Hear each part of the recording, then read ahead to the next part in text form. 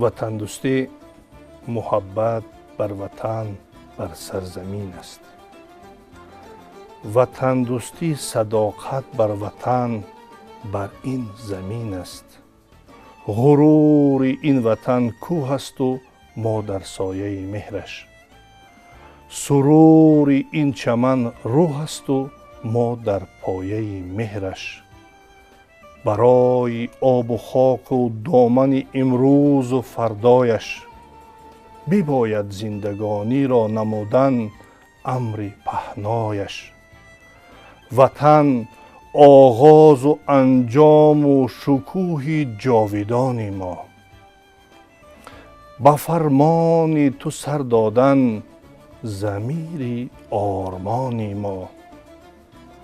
ببالم دانیار را با شرافت با سراپایش، که می داند که پیچیدم به عمق غنچه آرایش. پرچم دولت نشان از کاوه آهنگر است. هر نشانی که از آن بینی برایم گوهر است. رنگهایش بحر ملت، رنگهای خورمی، رنگ سرخ این جانثاری از برای کشور است. در سفیدیش عیان است بخت و اقبال سفید. تازه و آزاده قلبش همچو شیری مادر است. خوش روزی، سربلندی، سرفرازی دیار، رنگ سبزش رمزی آبادی این بحر و بر است.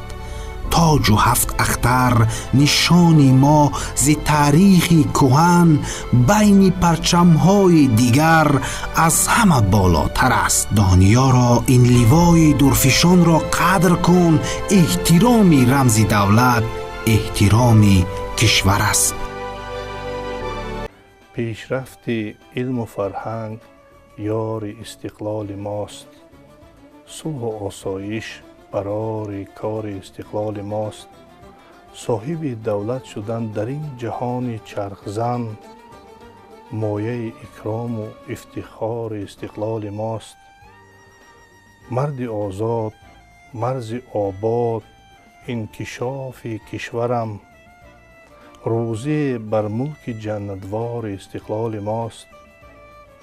از عدوی خلق باید کرد دایم احتیاط، دشمنی بدکش و بدکین خار استقلال ماست. قدر صلح و دوستی و مرز و بوم این وطن، بر جوانی با خیرت شعار استقلال ماست. دانیارا خون در شریان داری شاد باش، شادمانی شاهکاری بار استقلال ماست. دوستداران جهان بس بیشمار، بهترین آن است وطن را پاسدار. قهرمانان وطن را من فدا، نامشان ماند همیشه یادگار. به قدر این وطن باید رسیدن، زمین این وطن باید شمیدن. به هر جای سفر گیری برادر، برای این وطن باید چمیدن. سجده بر خاک وطن کردن وطن دوستی بود. شکر باغ این چمن کردن وطن دوستی بود. تا ثریا اعتبارش را بگو ای هموطن، جان فدای هموطن کردن وطن دوستی بود. تاجیکستان کوهسار فیضبار و گلشنی، تاجیکستان صلح پرور بوستان میهنی.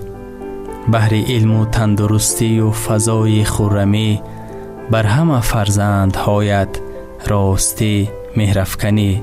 مردمش را سربلند و سرفراز و بختیار، کرد مشهور سروری عالی تبار با رستمی. نخب و گلگشت و بیناهای نو و حاضر زمان، زیب و آرا یافتند و دلپسند و دیدنی. تاجیکستان رشد بین ما که بزرگیت بود، همچنین پاینده باش و دور مان از دشمنی. دانیا را مختصر گوی وصف گلگشت و چمن. تاجیکستان نور دیده ای وطن جان منی. تاجیکستان را بزرگی در صفای وحدتش، میلتم را سربلندی در وفای وحدتش. آبرو و عزت فرزان تاجیک پایدار، نامه‌های نامدارش بقای روزگار. با تشبوس با لیوا با سرسپاران خرد، سرنوشتی ملتم را می‌فزاید تا ابد. پیشوای ملت ما رهنمای زندگانی، شکر دوران بزرگی در سرای آرمانی. پیشوای ملت ما، افتخار خلق ما، تاجیکستانی عزیزم را نمودد پرجلال. پیشرفت هر مقامات از هدایت‌هایتان، آبروی هر نهاده را بود سهم شما. رشد و آبادی کشور بهر ملت شادی است. یک جهان رحمت بگوییم بر شما ای پیشوا. خدمت خلق و وطن را از دل و جان میکنیم، چون فداکار شما باشد بر ما رهنما. مرحبا خوش آمدید پیشوای ملت، مرحبا خوش آمدید.